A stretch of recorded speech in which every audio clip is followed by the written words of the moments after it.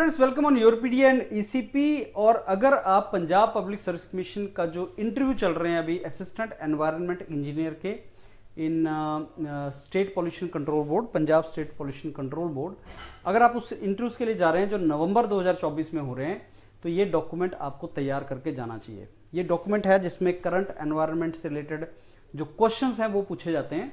मैंने आपको पहले भी बताया था कि इंटरव्यू में 3 जगह से क्वेश्चन आएगा। एक, आपकी अपनी बैकग्राउंड जो है, जो एचआर होता है आपका, personal background, professional background, HR के क्वेश्चंस, उसकी एक लिस्ट हम ऑलरेडी आपको दे चुके हैं। दूसरा, आपका टेक्निकल सब्जेक्ट, आप सिविल इंजीनियर हैं तो आपने सिविल इंजीनियरिंग में एनवायरनमेंट इंजीनियरिंग पढ़ा होता है, आपने हाईवे ट्रांसपोर्टेशन, जियोटेक, ये सब पढ़ा होता है, उसमें से छोटा मोटा क्वेश्चन आपसे पूछ लेगा। तीसरा, environmental issues, current environmental issues. आप जानते हैं जो एनवायरनमेंट है वो करंट से रिलेटेड एक टॉपिक है। Global warming, climate change, stubble burning, ये जितना स्मॉग, दिल्ली में पॉल्यूशन, ये करंट से रिलेटेड इशू है और यहाँ से क्वेश्चन वो पूछता है आपसे। ये जो डॉक्यूमेंट बना है 61 पेज का, ये डॉक्यूमेंट आपके इंटरव्यू के लिए ही बनाया गया है। अगर आप कहीं पे इंटरव्यू देने जा रहे हैं असिस्टेंट एनवायरनमेंट इंजीनियर का, तो ये डॉक्यूमेंट बहुत ज़्यादा इंपॉर्टेंट है। और प्रेजेंटली हम फोकस कर रहे हैं पंजाब पब्लिक सर्विस कमीशन, जो नवंबर 2024 को इंटरव्यू होगा। और ये इंटरव्यू आप में से बहुत से इंडिविजुअल्स का आज से स्टार्ट हो रहा है। आज 25 नवंबर है और आज से इंटरव्यू स्टार्ट हो रहे हैं। क्या क्या करंट इश्यूज है, इसका वीडियो मैं पहले भी बना चुका हूं। ये करंट इश्यूज हैं जो आपको पता होने चाहिए। Terminologies, earth summit, Kyoto protocol, Paris agreement, net zero क्या होता है, सस्टेनेबल डेवलपमेंट गोल्स क्या होते हैं, ग्लोबल वार्मिंग किसको बोलते हैं, ये आपके कुछ करंट से रिलेटेड इश्यूज, मैंने सारे के सारे 100 इश्यूज, 100 टॉपिक्स आपको इसमें दिए हैं। ये डॉक्यूमेंट भी हम ऑलरेडी रिलीज कर चुके हैं। अगर आपने डॉक्यूमेंट अभी तक नहीं लिया है तो आप हमारे ऑफिस में आके ये डॉक्यूमेंट कलेक्ट कर सकते हैं। इसका हार्ड कॉपी रखा हुआ है और इसके साथ साथ 2 डॉक्यूमेंट और हैं जिनका हार्ड कॉपी आप ले जा सकते हैं, तैयारी कर सकते हैं। मेरा आज का जो वीडियो है वो इन टॉपिक्स के बारे में थोड़ा सा आपको ब्रीफ करना, ये टॉपिक हैं क्या, तो उसके बारे में बताना। तो सबसे पहले स्टार्ट हुआ है कि क्या रिस्पॉन्सिबिलिटीज होती हैं असिस्टेंट एनवायरनमेंट इंजीनियर की। तो आप असिस्टेंट एनवायरनमेंट इंजीनियर ज्वाइन करना चाहते हैं तो क्या आपको पता है आप नॉर्मली करते क्या हैं। तो उसमें से आप बोलेंगे सर एनवायरनमेंट इंपैक्ट असेसमेंट करते हैं, कंडक्ट करते हैं। तो एनवायरनमेंट इंपैक्ट असेसमेंट एक इंपॉर्टेंट टॉपिक बन जाता है आपके लिए। बहुत से वीडियोस यूरोपीडिया पे पड़े हुए हैं। एनवायरनमेंट इंपैक्ट असेसमेंट को ध्यान से देख लेना और उसको कैसे आप मिटिगेट करेंगे एनवायरमेंटल इंपैक्ट्स को, वो आपको पता होना चाहिए।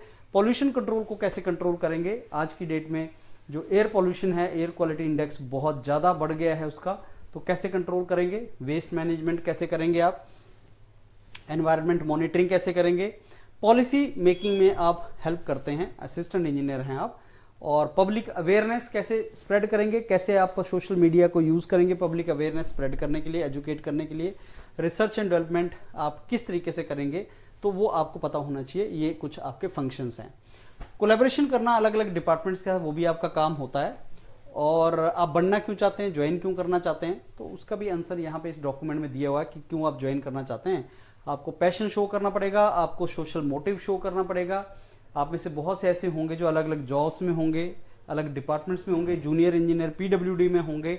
तो साहब क्यों आना चाहते हैं एनवायरनमेंट में एज असिस्टेंट इंजीनियर, वो आपको पता होना चाहिए।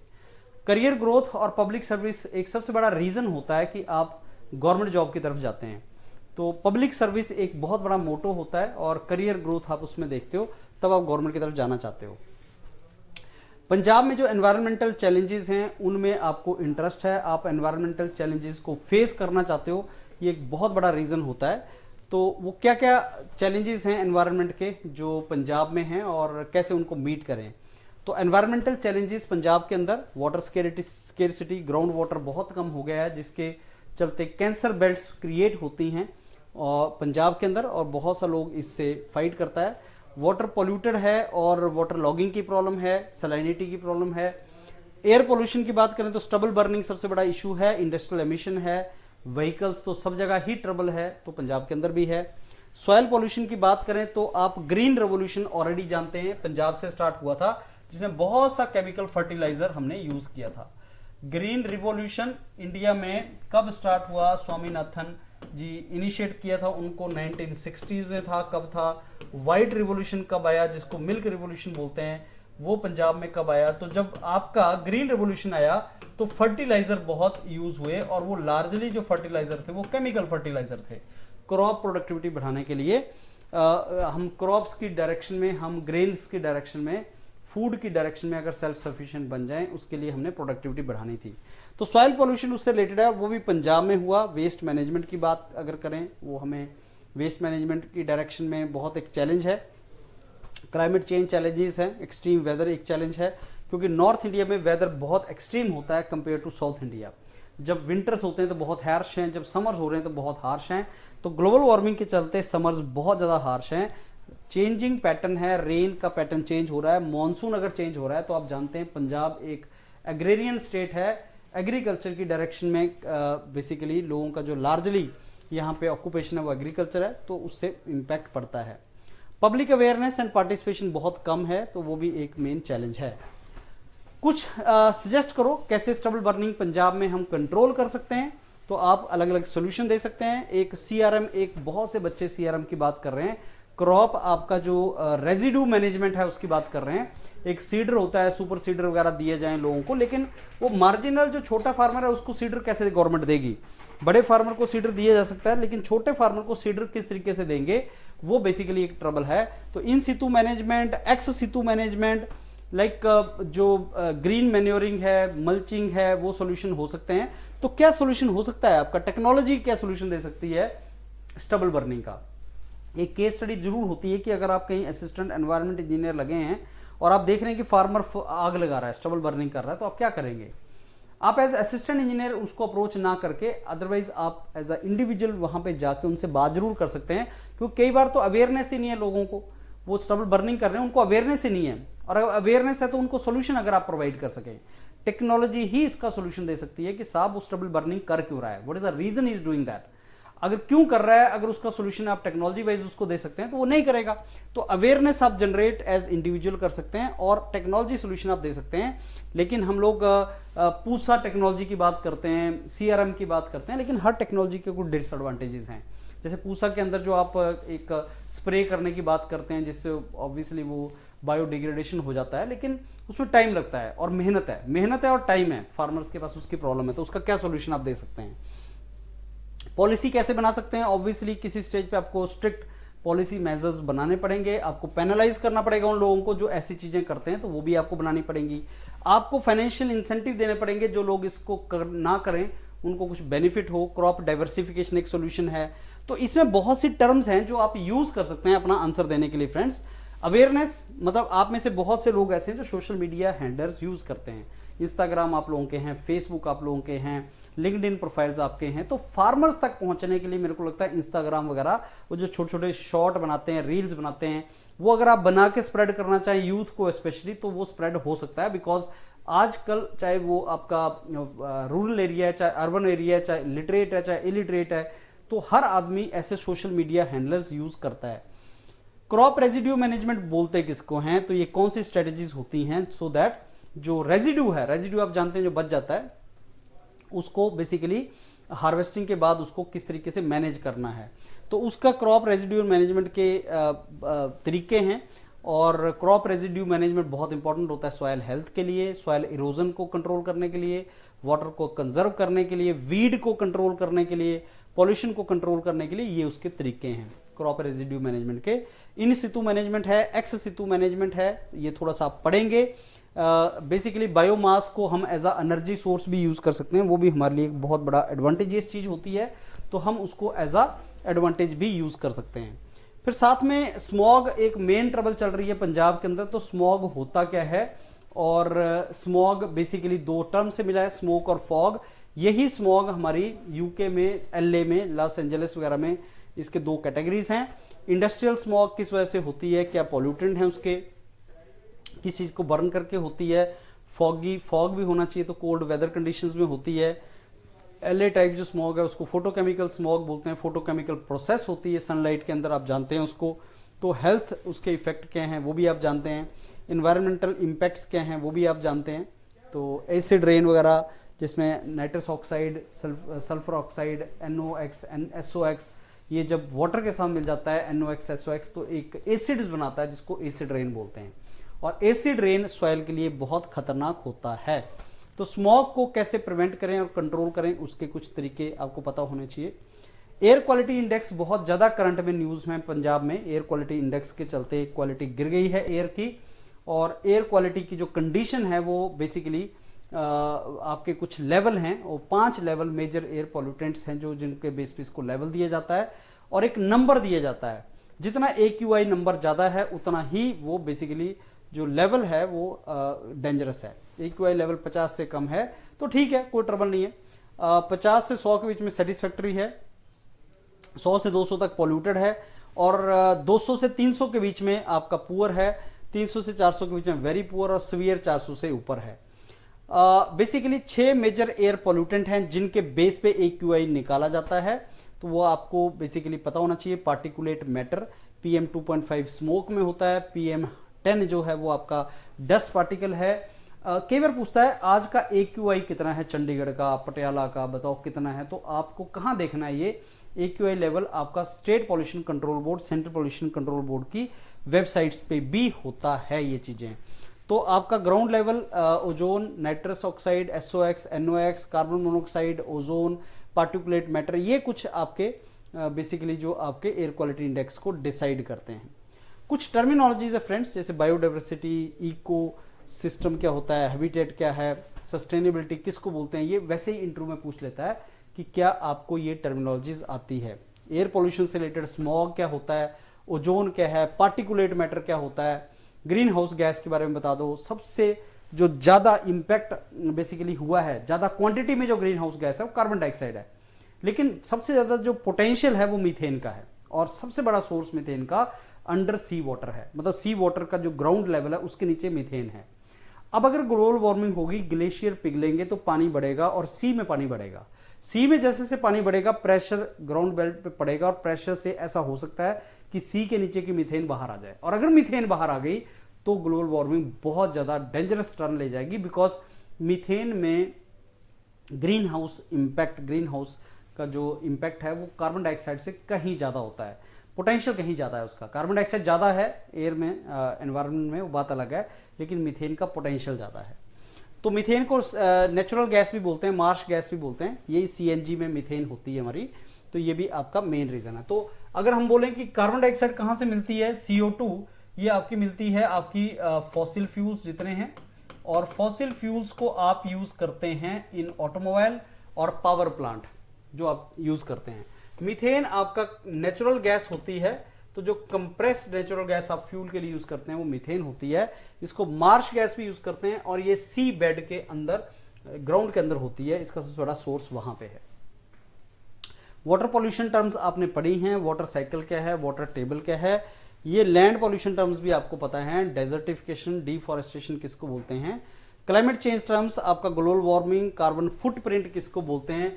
बहुत बार इंटरव्यू में क्वेश्चन पूछा गया है कि भाई ये कार्बन फुटप्रिंट क्या चीज है। तो जितना ग्रीन हाउस गैस को निकलेगी किसी पर्टिकुलर प्रोसेस के थ्रू, अगर आप कोई प्रोसेस बता दें कि साहब मैं ये प्रोसेस यूज कर रहा हूं, बोलेगा इसका कार्बन फुटप्रिंट कितना है। कार्बन फुटप्रिंट मतलब ये जो आपने प्रोसेस की, या ये जो प्रोडक्ट आपने बनाया, या जो भी आपने काम किया, इस काम से रिलेटेड कितना कार्बन डाइऑक्साइड निकली, उसको कार्बन फुटप्रिंटिंग बोलते हैं। कुछ एग्रीमेंट है friends, United Nation Environment Programme, Nairobi में इसका हेड ऑफिस है। वर्ल्ड वाइड फंड है, wild life fund, WWF। Kyoto protocol बहुत इंपॉर्टेंट एग्रीमेंट है, 1997 में साइन हुआ था। पेरिस एग्रीमेंट है जो बोलता है कि मैक्सिमम टेम्परेचर 2 डिग्री सेंटीग्रेड से ऊपर नहीं जाना चाहिए। सबसे पहले जो समिट हुई थी 1992 में ब्राजील में, रियो डी जेनेरो में, वो आपकी अर्थ समिट हुई थी, और ये पहली बार था कि ऑलमोस्ट एवरी कंट्री, उसके हेड ऑफ द कंट्री आए थे टुगेदर, और उन्होंने बोला था कि प्लेनेट के ऊपर क्लाइमेट चेंज हो रहा है और कुछ वेदर फिनोमेना चेंज हो रहा है, और वो बेसिकली डेंजरस है। उसी के बाद हमारा यूनाइटेड नेशन कॉन्फ्रेंस जो हमारा स्टार्ट हुआ, UNFCC, उसी के बाद स्टार्ट हुआ। तो रियो का जो समिट था उससे एजेंडा 21 क्या था, United nation framework convention on climate change क्या था, कन्वेंशन ऑन बायोलॉजिकल डाइवर्सिटी क्या था, ये इसी से रिलेटेड है और आपने इसको पढ़ना है। तो 21st सेंचुरी तक, 2000 तक, ये बात है 19th सेंचुरी की, सॉरी 20th सेंचुरी की, 1992 20th सेंचुरी, और 21st सेंचुरी जब आए, 2000 जब ईयर स्टार्ट हो, तो क्या हमें करना है, agenda 21। United nation framework convention on climate change, UNFCC, यही आपका कॉन्फ्रेंस ऑफ पार्टीज करवाता है। तो COP जो हम 26 बोलते हैं, ग्लासगो जिसमें प्रधानमंत्री जी ने बोल दिया था कि नेट जीरो हम 2070 तक अटेन करेंगे, वो conference of parties united nation framework convention on climate change ही करवाता है। तो इसके क्या ऑब्जेक्टिव्स हैं वो आपको पता होना चाहिए, United nation framework convention on climate change के। और no doubt United nation framework convention change ने जो आपके COP करवाए, तो कुछ इंपॉर्टेंट COP थे जो आपको पता होना चाहिए। उसमें सबसे इंपॉर्टेंट COP था क्योटो प्रोटोकॉल और पेरिस एग्रीमेंट। तो पेरिस एग्रीमेंट ने बोल दिया था कि भाई साहब हमारा जो टेम्परेचर है वो 2 डिग्री सेंटीग्रेड से ऊपर नहीं आना चाहिए प्री इंडस्ट्रियल लेवल मतलब 1850 में इंडस्ट्रियल रेवोल्यूशन स्टार्ट हुआ, तो उससे पहले कितना था कार्बन डाइऑक्साइड ना टेम्परेचर। अब टेम्परेचर हमारा उसके कंपैरिजन में 2 डिग्री से ज्यादा नहीं जाना चाहिए, अदरवाइज क्योस फैल जाएगा। Convention on biological diversity CBT क्या होता है और इसके क्या ऑब्जेक्टिव्स हैं आप गो थ्रू करेंगे।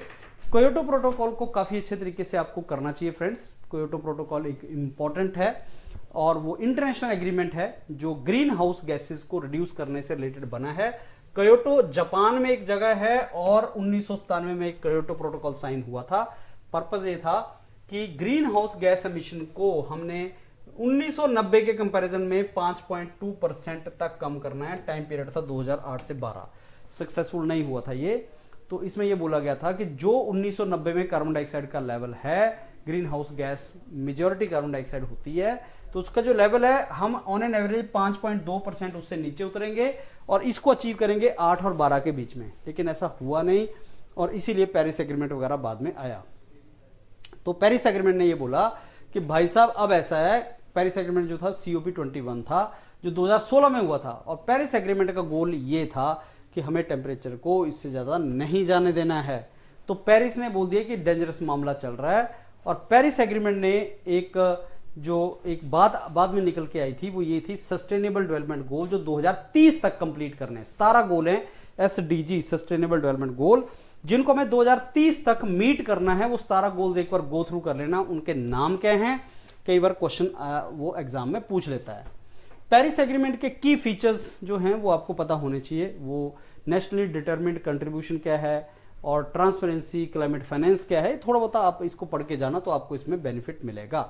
नेट जीरो क्या होता है कि जितना कार्बन निकाला उतना कार्बन हमने सिंक भी कर लिया, तो कार्बन का एमिशन और कार्बन का कंजम्पशन बराबर हो गया, तो नेट कार्बन हमने जीरो निकाला। तो इसको हमें प्रधानमंत्री नरेंद्र मोदी जी गए थे ग्लासगो, COP 26 हुई थी ग्लासगो में, तो वहां पे बोला गया था 2070 तक इंडिया नेट जीरो अटेन कर लेगा। तो नेट जीरो होता क्या है और 2070 तक हमें इसको अटेन करना है, ये बोला गया था। तो बेसिकली नेट जीरो कैसे अटेन करेंगे, एक कार्बन डाइऑक्साइड की एमिशन को कम करो, दूसरा कार्बन डाइऑक्साइड को हमें बेसिकली जो है सिंक करना है, उसको कंज्यूम करना है, ये बोला गया था। कॉन्फ्रेंस ऑफ पार्टीज क्या होता है, मैंने आपको बताया United nation framework convention on climate change से रिलेटेड है। कौन से इंपॉर्टेंट कॉन्फ्रेंस ऑफ पार्टीज हैं, क्योटो प्रोटोकॉल COP 3 है, फिर उसके बाद पेरिस 2015 में हुआ था, COP 21 है, ग्लासगो COP 26 है, ये थोड़े से आपको पता होने चाहिए। कौन से लॉज हैं जो आपको एज असिस्टेंट एनवायरनमेंट इंजीनियर पता होने चाहिए फ्रेंड्स, वो है एनवायरनमेंट प्रोटेक्शन एक्ट 1986, एक इसका आपको आइडिया होना चाहिए पक्का। और इसके कुछ की फीचर्स और प्रोविजंस क्या हैं वो भी यहाँ पे लिखे हुए हैं, कई बार पूछ लेता है, बताओ जो आपका ये है एनवायरनमेंट प्रोटेक्शन एक्ट 1986, इसके कुछ प्रोविजन बता दो। बहुत से स्टूडेंट से कल मैं इंटरव्यू में पूछ रहा था, ऑफलाइन इंटरव्यू जो हमारा हुआ, कि ये जो स्टेट पॉल्यूशन कंट्रोल बोर्ड है ये कौन से एक्ट के थ्रू बना हुआ है, किस एक्ट में बना है, तो एनवायरनमेंट प्रोटेक्शन एक्ट का नाम ले रहे थे, जो गलत है। सेंट्रल और state pollution control board environment protection act के थ्रू नहीं बने होते। बाद में आपको और भी एक्ट हैं, जैसे वाटर एक्ट 1974 है, एयर एक्ट है, वाटर एक्ट है, तो state pollution, central pollution control board उनके थ्रू आपके बने होते हैं। तो ये जो वाटर एक्ट है यहां पे साफ लिखा हुआ है, जो वाटर एक्ट 1974 है, ये देखो वाटर एक्ट 1974 जो है उसके थ्रू सेंट्रल और स्टेट पॉल्यूशन कंट्रोल बोर्ड बने होते हैं, ये आपको साफ पता होना चाहिए। तो CPCB किससे बना है, पंजाब पॉल्यूशन कंट्रोल बोर्ड या आपका गुजरात पॉल्यूशन कंट्रोल बोर्ड कौन से एक्ट के थ्रू बना है, वाटर एक्ट 1974 के थ्रू बना है। ये कुछ आपको आइडियाज होने चाहिए। Okay, next is air act 1981, इसका थोड़ा सा आपको आइडिया होना चाहिए, इसके इंपॉर्टेंट प्रोविजंस हैं फ्रेंड्स, वो थोड़ा सा गो थ्रू कर लो। तो किस तरीके से आपको पढ़ना है, ये डॉक्यूमेंट है, 61 पेज का डॉक्यूमेंट है, इसको सारे को गो थ्रू करो। सस्टेनेबिलिटी होती क्या है, हम अपनी नीड्स को मीट करें without compromising the future generations need. तो वो 3 की डायमेंशंस है इसके। बेसिकली नेचुरल रिसोर्सेज को आप प्रिजर्व करो, दूसरा आप पॉल्यूशन को रिड्यूस करो, तीसरा आप क्लाइमेट चेंज को रिड्यूस करो। तो ये एनवायरनमेंट के अंदर आता है। फिर सोशल सस्टेनेबिलिटी, तो सस्टेनेबिलिटी के 3 डायमेंशन है, एक एनवायरनमेंट सस्टेनेबिलिटी, एक सोशल सस्टेनेबिलिटी कि सोसाइटी में भी सस्टेनेबिलिटी रहे, और एक इकोनॉमिक सस्टेनेबिलिटी कि जो इकोनॉमिक सस्टेनेबिलिटी भी होता है। सस्टेनेबिलिटी जो टर्म है वो ओनली एनवायरनमेंट के लिए यूज नहीं होता, वो इकोनॉमिक एंड सोशल सस्टेनेबिलिटी भी होता है। सस्टेनेबल डेवलपमेंट गोल बहुत इंपॉर्टेंट टॉपिक है, और ये बेसिकली पेरिस एग्रीमेंट में बात हुई थी इसकी, और इसमें 17 ऐसे गोल्स हैं जिनको हमने 2030 तक अटेन करना है। ये उनके नाम हैं फ्रेंड्स। मैं ये तो नहीं बोलूंगा इसको रट लो, लेकिन आपको नाम पता होना चाहिए। अब बोलता है कि एनवायरनमेंट से रिलेटेड कौन सा सस्टेनेबल डेवलपमेंट गोल है, तो आप बोलेंगे सर एनवायरनमेंट से रिलेटेड 6ठा गोल है, क्लीन वाटर की बात करते हैं। 7वां गोल है जिसमें क्लीन एनर्जी की हम बात करते हैं, वो भी हमारा इसी से रिलेटेड है। फिर आपकी जो क्लाइमेट एक्शन है, 13 नंबर गोल है, वो इसी से रिलेटेड है, वो भी आपका इससे रिलेटेड है। तो कुछ सस्टेनेबल डेवलपमेंट गोल हैं जो सस्टेनेबिलिटी से रिलेटेड। जो एनवायरनमेंट, मैंने आपको बताया कि sustainability is not only environment, social भी है, इकोनॉमिक भी है। तो उसमें जो पार्ट आपका एनवायरनमेंट से रिलेटेड है वो आपको 17 में पता होना चाहिए वो किससे रिलेटेड है। जैसे नो पॉवर्टी या जीरो हंगर। जीरो हंगर आपका सोसाइटी, इकोनॉमी, उससे रिलेटेड है टर्म्स। तो हेल्थ वेलबींग ये आपका सोशल सस्टेनेबिलिटी है। ग्लोबल वार्मिंग किसको बोलते हैं ये आपको पता है। जब इंडस्ट्रियल रिवोल्यूशन आना स्टार्ट हुआ तो कार्बन डाइऑक्साइड बर्न होना स्टार्ट हुआ, फॉसिल फ्यूल हमने यूज किए, और वो ग्लोबल वार्मिंग जो ग्रीन हाउस गैस इफेक्ट होती है वो, तो उससे ग्रीन हाउस गैसेज जो होती हैं फॉसिल फ्यूल्स, जिनमें ये carbon dioxide, methane, nitrous oxide main gases हैं, और डिफॉरेस्टेशन भी उसका रीजन था, तो टेम्परेचर बढ़ना स्टार्ट हो गया। इसका सॉल्यूशन क्या है वो भी आप फ्रेंड्स पढ़ के जाना कि इसका क्या आंसर, क्या सॉल्यूशन हो सकता है। एक यूनाइटेड नेशन के जो जनरल सेक्रेटरी थे एंटोनियो गुटरस, उन्होंने 2023 में एक टर्म कॉइन की थी। उन्होंने बोला ग्लोबल बॉइलिंग, वार्मिंग तो चला गया, अब ग्लोबल बॉइलिंग की बात आ रही है। मतलब बहुत ज्यादा रिकॉर्ड ब्रेक टेम्परेचर बढ़ रहा है, हीट वेव्स बढ़ रही हैं, उसको ग्लोबल बॉइलिंग बोल दिया।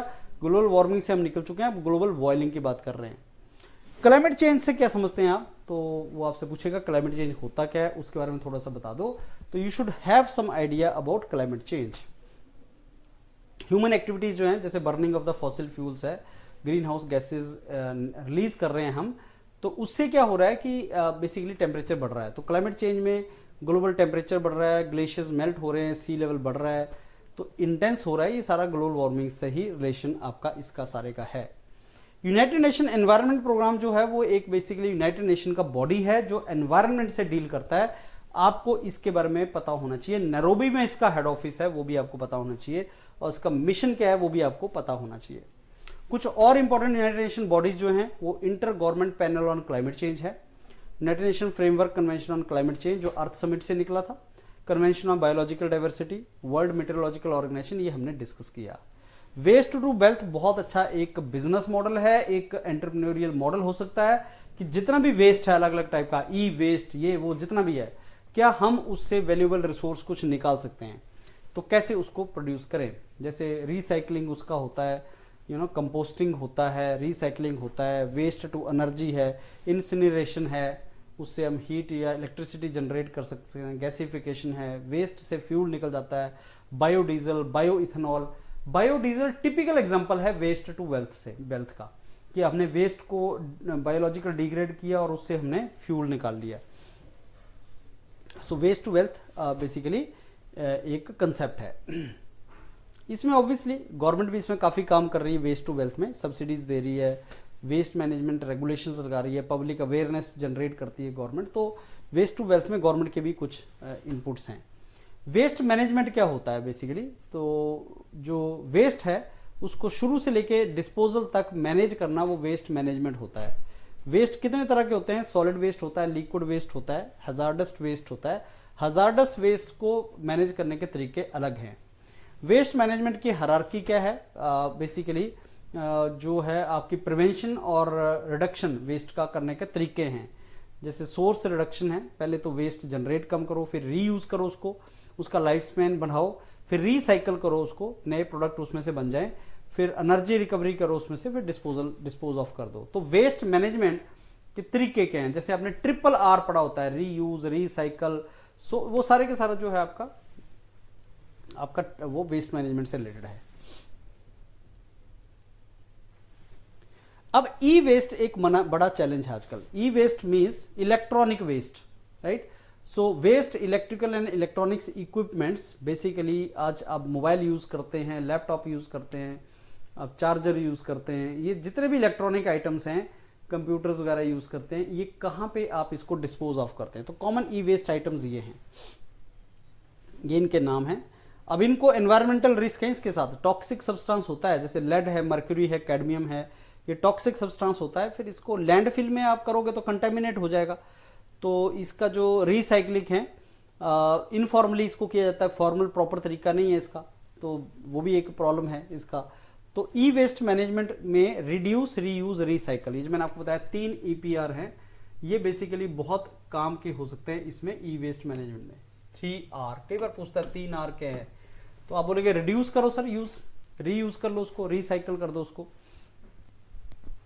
और एक्सटेंडेड प्रोड्यूसर रेस्पॉन्सिबिलिटी एक बहुत इंपॉर्टेंट टर्म है, कि जो बंदा इसको प्रोड्यूस करता है उसकी रिस्पॉन्सिबिलिटी है कि वो इसका प्रॉपर तरीके से डिस्पोज ऑफ भी करे। कि जिसने मोबाइल बनाया, जिसने बेसिकली प्रोड्यूस किया मोबाइल, मैन्युफैक्चरर की अकाउंटेबिलिटी है कि पूरी लाइफ साइकिल तक। ऐसा नहीं कि मैंने मोबाइल बना के दे दिया और मैंने बोला अब जाओ जाओ मर्जी फेंकना फेंक देना इसको यूज करने वक्त के बाद, अकाउंटेबिलिटी मैन्युफैक्चरर की भी होनी चाहिए।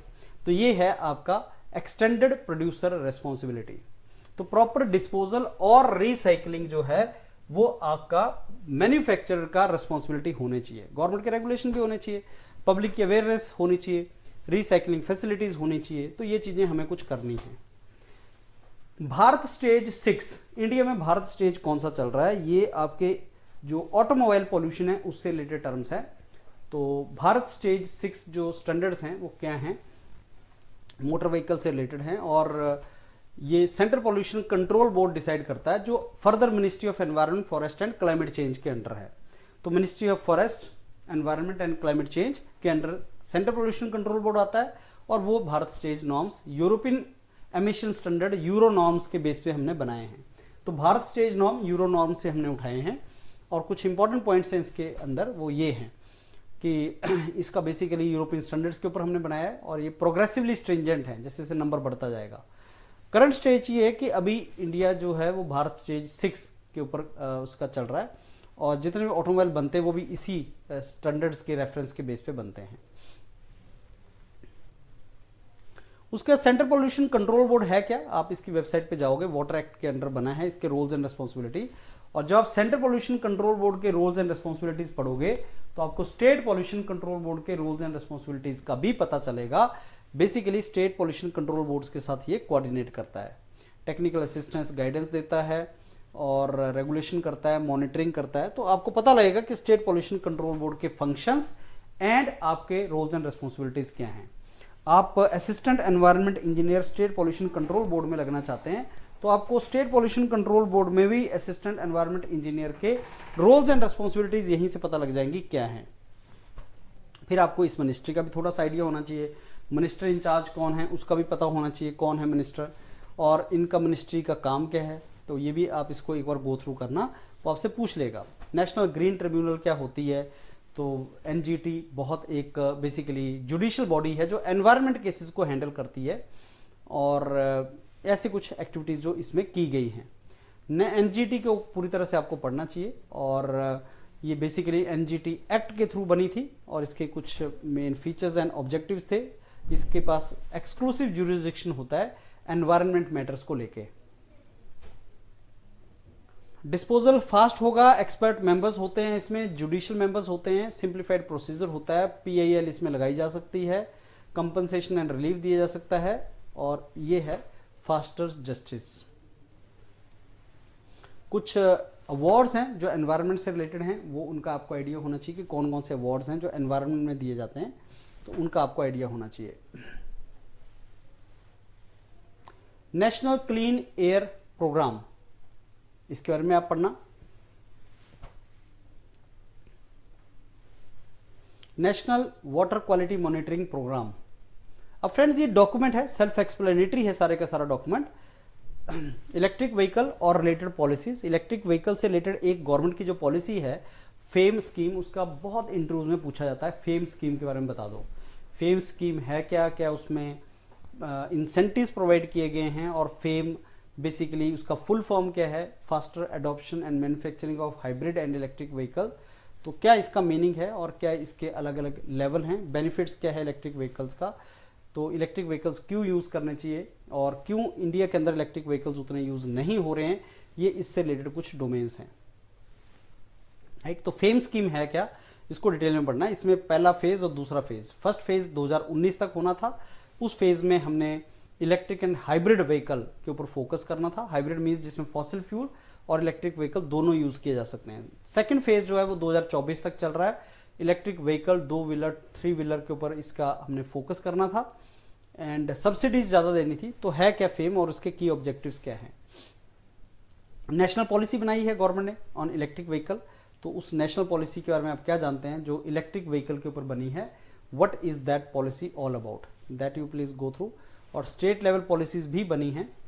और इलेक्ट्रिक व्हीकल की अगर हम बात कर रहे हैं तो पब्लिक चार्जिंग इंफ्रास्ट्रक्चर बहुत इंपॉर्टेंट चीज़ हो जाती है कि पब्लिक चार्जिंग इंफ्रास्ट्रक्चर हमारे पास है या नहीं है। हम इलेक्ट्रिक व्हीकल तो प्रोड्यूस कर दें, but do we have public charging infrastructure और नॉट। स्टैंडर्डाइजेशन मेंटेन करना, सब्सिडीज देना, ग्रिड इंटीग्रेट करना, ये कुछ पब्लिक चार्जिंग इंफ्रास्ट्रक्चर से रिलेटेड हैं।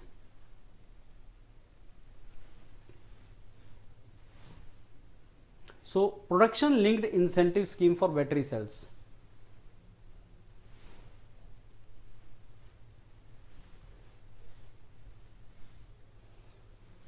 एक ग्लोबल बायोफ्यूल अलायंस हुआ था और एक सोलर अलायंस हुआ था। फ्रेंड्स इन दोनों को पढ़ लेना, इस डॉक्यूमेंट में दिया हुआ है। ग्लोबल बायोफ्यूल अलायंस क्या है और सोलर अलायंस क्या है, इन दोनों को पढ़ लेना, ये बहुत ही इंपॉर्टेंट था। और ये G20, जब इंडिया G20 का प्रेसिडेंट था 2023 में, तब इसकी बात हुई थी। और इसका पर्पस ये था to develop and adopt sustainable biofuel और एक स्टैंडर्ड एंड सर्टिफिकेशन क्रिएट करना।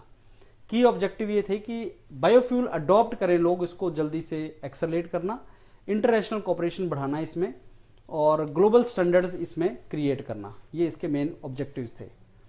क्लाइमेट चेंज और जंगल में जो आग लगती है उसका क्या रिलेशन है, इसके बारे में। कार्बन फुटप्रिंट क्या होते हैं, कंपोनेंट्स क्या हैं कार्बन फुटप्रिंट के, ये थोड़ा डिटेल में मैंने डॉक्यूमेंट में आपको दे रखा है। कार्बन फुटप्रिंट किस तरीके से हम कैलकुलेट करते हैं और कंपोनेंट्स इसके क्या होते हैं।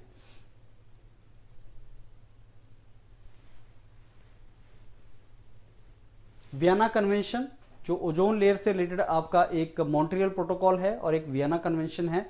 ये दोनों ओजोन लेयर है। ओजोन आपकी गुड ओजोन बैड ओजोन होती है, एक स्ट्रेटोस्फीयर में होती है, और बैड जो गुड ओजोन है जो अल्ट्रावायलेट रेडिएशन से हम लोगों को प्रोटेक्शन देती है स्ट्रेटोस्फीयर में।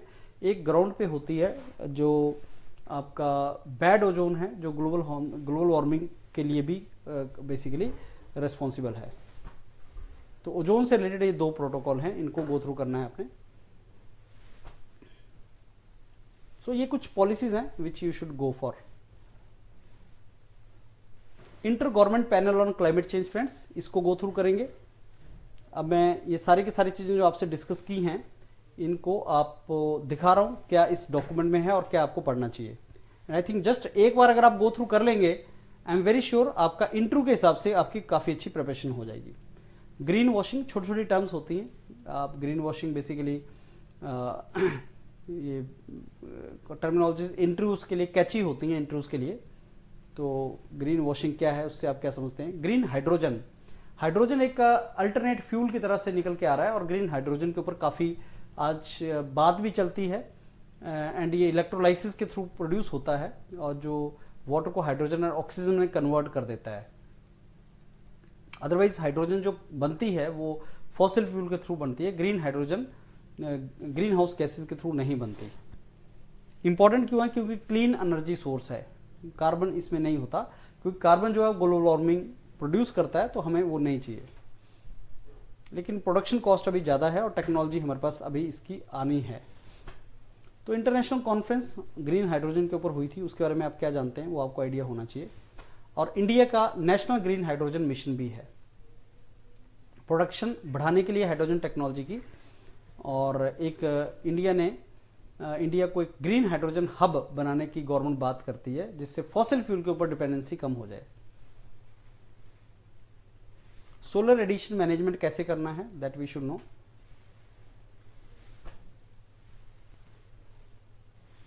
ग्रीन एनर्जी कॉरिडोर किसको बोलते हैं, क्या है green energy corridor?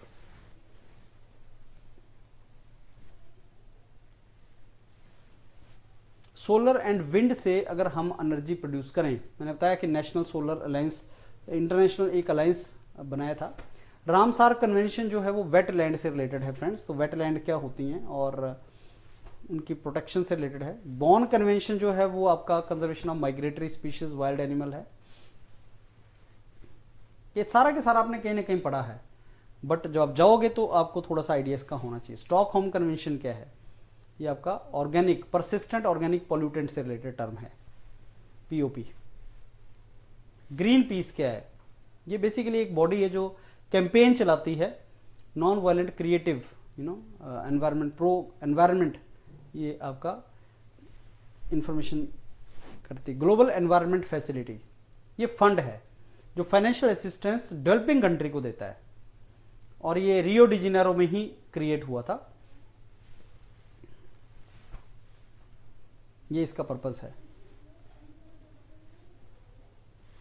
Green climate fund के बारे में काफी इंटरव्यू में क्वेश्चन पूछा जाता है।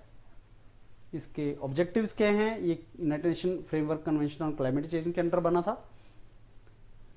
WWF नॉन प्रॉफिट ऑर्गेनाइजेशन है जो कंजर्वेशन ऑफ नेचर के लिए कमिटेड है, इसके बारे में पढ़ना है आपको। IUCN international union on conservation of nature, आपको एक एक टर्म में अगर पता है इसकी, थोड़ा थोड़ा आपको आइडिया है। बेसल कन्वेंशन जो है हैजार्डस वेस्ट से रिलेटेड है, trans boundary movement of hazardous waste and their disposal, इतना सा पता है तो आपका काम इंटरव्यू में चल जाएगा। बायो एनर्जी किसको बोलते हैं, renewable energy, bio energy biomass से निकलती है, उसको किसको क्या बोलते हैं, कितनी तरह का बायो एनर्जी होता है, एडवांटेज बायो एनर्जी के क्या हैं, कुछ एग्जांपल्स दीजिए। कई बार smart city, green city, smart building, green building. Green जो कंसेप्ट है वो एनवायरनमेंट से रिलेटेड है, स्मार्ट जो कंसेप्ट है वो बेसिकली टेक्नोलॉजी से रिलेटेड है, इंटरनेट ऑफ थिंग्स, सेंसर, वो स्मार्ट टेक्नोलॉजी है। तो ग्रीन और स्मार्ट में कंफ्यूज नहीं होना। इस डॉक्यूमेंट में फ्रेंड्स काफी आपका इंफॉर्मेशन है जो इंटरव्यू में आपको हेल्पफुल होगा एग्जाम इंटरव्यू क्लियर करने के लिए। लाइफस्टाइल फॉर एनवायरनमेंट बहुत इंपॉर्टेंट टॉपिक है, जहां से इंटरव्यू में क्वेश्चन पूछा जाता है। लाइफस्टाइल फॉर एनवायरनमेंट, इंडिया ने 2000 COP Glasgow conference of parties में बेसिकली ऐसे लोगों को मोटिवेट किया था कि तुम सस्टेनेबल लाइफस्टाइल लीड करो। लाइफ के क्या एस्पेक्ट्स हैं, इंडिविजुअल अगर अपना लाइफस्टाइल चेंज कर ले, जैसे कार में ना जाए, साइकिल पे जाए, ऑब्वियसली लाइफस्टाइल फॉर एनवायरनमेंट है वो। तो इसका फुल फॉर्म जो है लाइफस्टाइल फॉर एनवायरनमेंट ही है, LIFE। थोड़ा सा इन एक्ट्स के बारे में गो थ्रू करके जाना।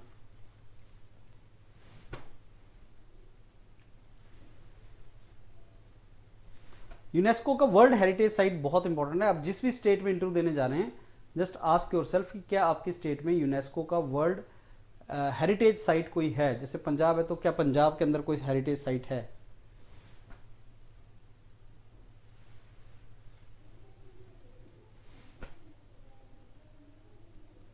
Centuries and national parks, Punjab के अंदर कौन कौन सी सेंचुरीज है, नेशनल पार्क अगर नहीं है तो सेंचुरीज कौन सी हैं। हरिके है, नंगल है, अबोहर है, झज्जर है। ज्योग्राफिक इंडिकेटर्स क्या होते हैं जो पर्टिकुलर जगह के हैं, तो कौन कौन से ज्योग्राफिक इंडिकेटर्स पंजाब के हैं। Amritsari lassi, phulkari, kulcha, basmati rice, GI tag.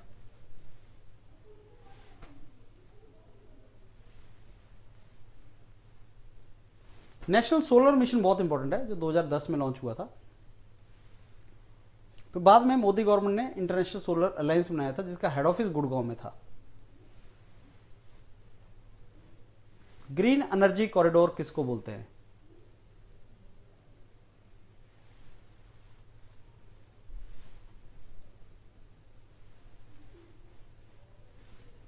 International renewable energy agency, इसको क्या है, ये कैसे इसको बोलते हैं?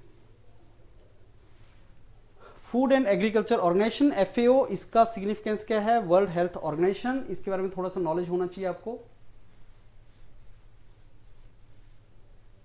International organisation for standardisation, environment से रिलेटेड ISO सर्टिफिकेट्स क्या हैं? ISO 14001 इससे रिलेटेड है। ग्रीन हाउस गैस मैनेजमेंट से रिलेटेड कौन सा है? एनर्जी मैनेजमेंट सिस्टम से रिलेटेड कौन सा है? ये 2-3 ISO सर्टिफिकेट्स हैं जो आपको पता होने चाहिए। Punjab state pollution control board, जिसकी जॉब के लिए आप जा रहे हैं असिस्टेंट एनवायरनमेंट इंजीनियर, तो क्या फंक्शंस हैं इसके, कभी बना था? वाटर एक्ट के थ्रू बना था। वाटर एंड एयर क्वालिटी को मॉनिटर करना, एनवायरनमेंट क्लियरेंसेस देना, एनवायरनमेंट लॉज को एनफोर्स करवाना, एनवायरनमेंट अवेयरनेस प्रमोट करना, R&D करना। यही काम आपका भी होगा जब आप Punjab state pollution control board के अंदर असिस्टेंट एनवायरनमेंट इंजीनियर लगेंगे, तो यही काम आपका भी होगा। तो की फंक्शन देख लो ध्यान से, ये काम आप करेंगे।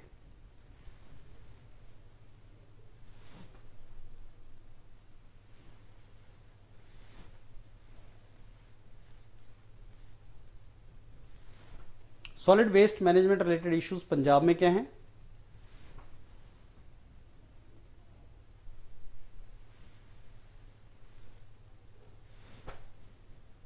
क्या स्टेप्स गवर्नमेंट ले रही है?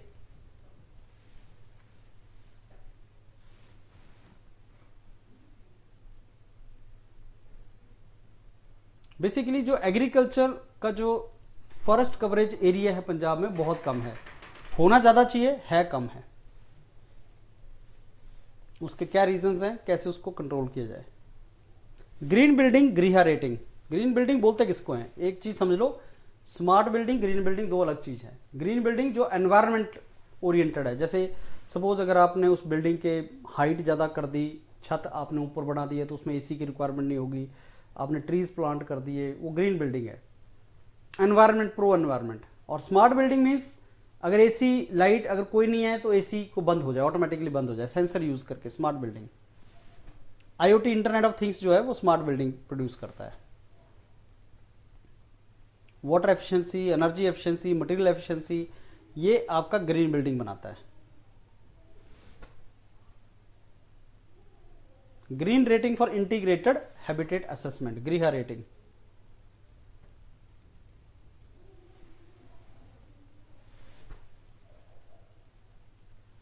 क्या फीचर्स हैं गृह रेटिंग के? और अगर कोई बिल्डिंग ग्रीन, गृह रेटेड बिल्डिंग होगी ग्रीन, तो उसके बेनिफिट्स क्या हैं?